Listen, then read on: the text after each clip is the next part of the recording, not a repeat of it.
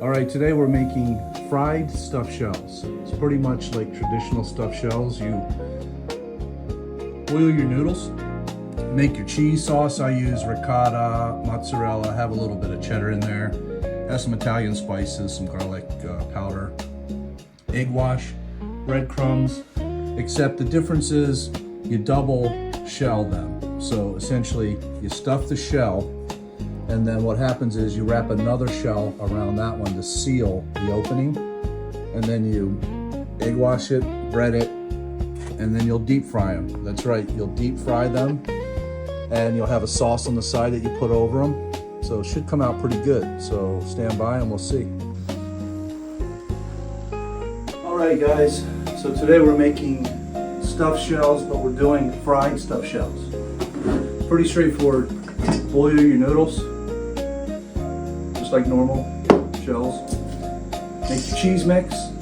Again, I use picanha, mozzarella, a little cheddar, some garlic pepper, a little bit of Italian seasoning. Got my egg wash, breadcrumbs, and this is what it looks like. So what we do is we stuff the shell just like you would making baked stuffed shells. Pretty straightforward. Take another shell. This is where it differs, right? Take another shell, you wrap it around so you seal that cheese in, and you give it an extra layer. You egg wash that, bread it, okay? And voila, a breaded double layer stuffed shell. Do them all like that. Once you get them all prepped, then you go ahead and we're going to fry them. That's right. We're going to put them in oil and fry them like a pastel. And I've never done this, but I've seen it and it looks amazing. And it's really pretty simple. I mean, stuffed shells are 3 steps. Boil the noodles, stuff them, and bake them.